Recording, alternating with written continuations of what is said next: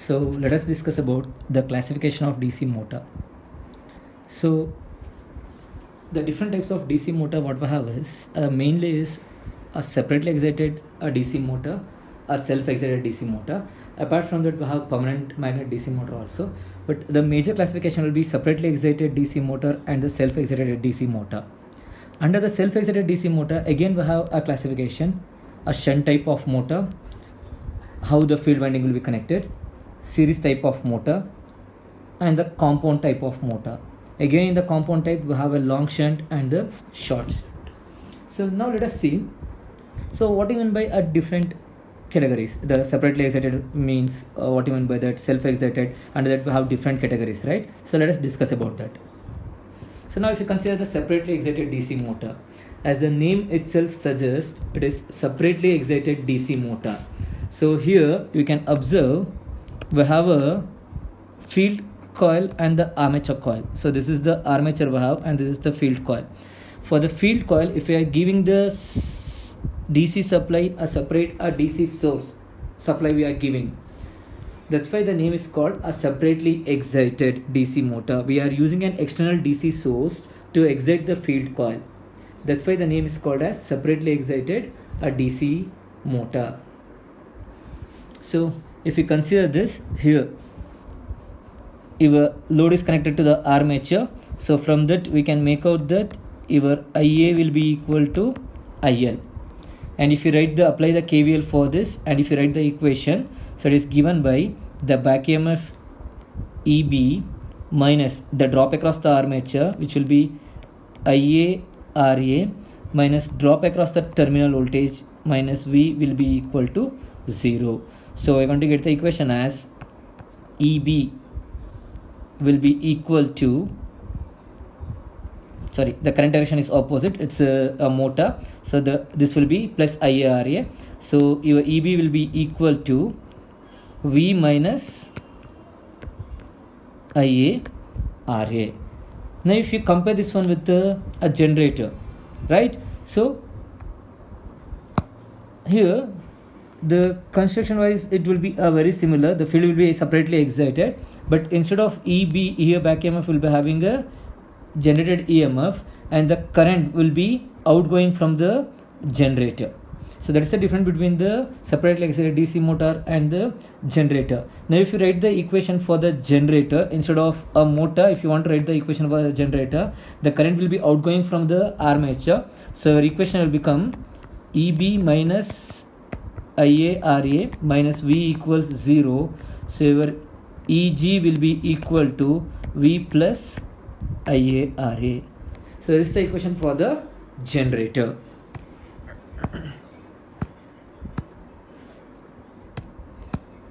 Next one we'll have is a self-excited DC motor.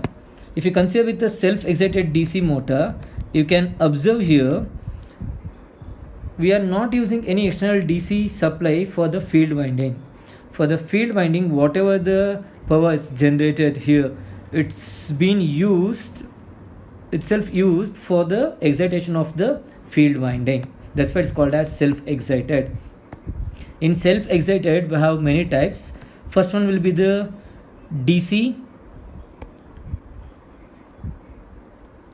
series motor. So if you consider the DC series motor, you can observe here the field winding will be connected in series with the armature. That's why it's called as a series wound motor. So now you can observe here this is the current flowing, right? So if we have a single loop here, that's why all the current flowing through the armature, the load current, and the current flowing through the series winding all are same. So that's why we can write I will be equal to ISC will be equal to IA. Now if you apply the KVL for this, and whatever the supply we are giving, right, that supply has to be manage the motor back EMF and the drop across the resistances. So here if you apply, it will be V minus I into RSC, drop across the series resistance, minus I into drop across the armature, minus EB will be equal to 0. If you transfer to the other side, V will be equal to E plus I into, if you can take the I common, RA plus RC. So that will be the equation what we are going to get. So where we will be using this DC series type of motor?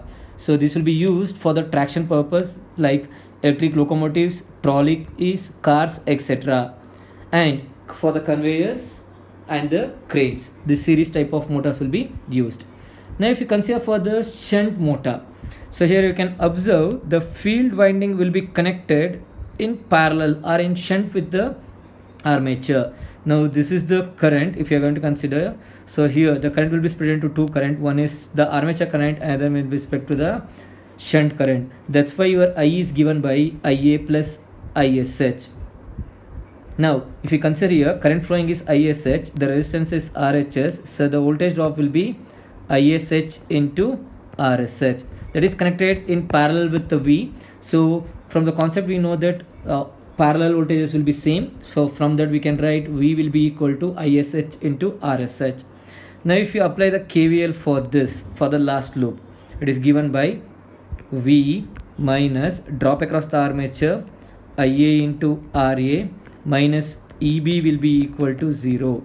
Therefore V will be equal to E plus IA RA. That is what the equation we are going to get for the shunt type of motor.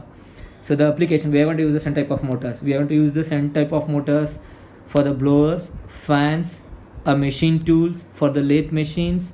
For all those things we will be using shunt type of motor. Next, if you consider with the compound type of motor, again in the compound type we have two types. One is a long shunt compound motor and the short shunt compound motor. Then what is the difference between a series shunt and the compound? We already discussed about the series and the shunt. In the compound motor will be having two field windings. Field windings split into two parts. One will be connected in series with armature, another will be connected with the parallel with armature.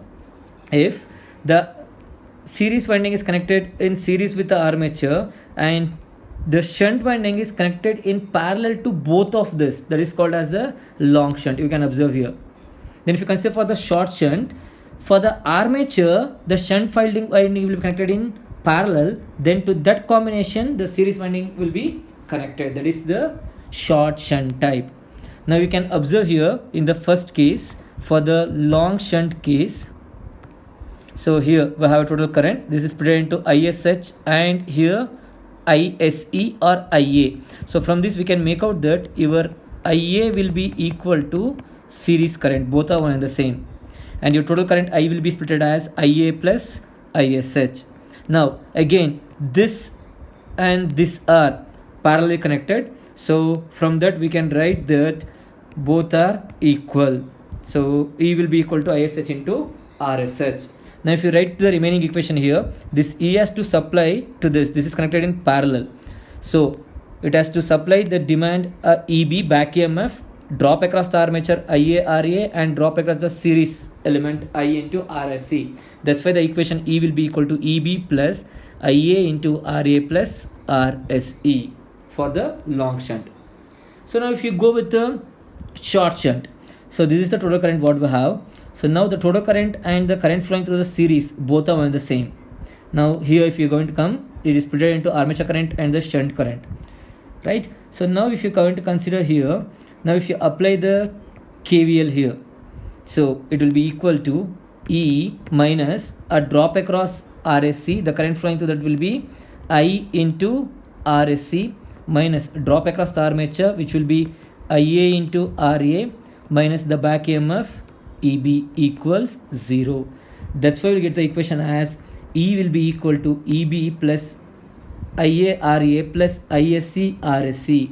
Now you can observe here, so for RA and RSC, for both the current IA was flowing both the same because your ISC, RSC and the armature current was connected in series. But now if you can consider with the short shunt, for the armature the shunt winding is connected in parallel to the both the combination, then the series winding is connected. That's why current flowing to the armature and the series winding is different. That's why we are going to get the IA RA and ISC RSC. So where we want to use the compound type of DC motor, They are going to use it in the elevators, conveyors, heavy machine tools, heavy planners. In all these places, they are going to use with the compound DC motors.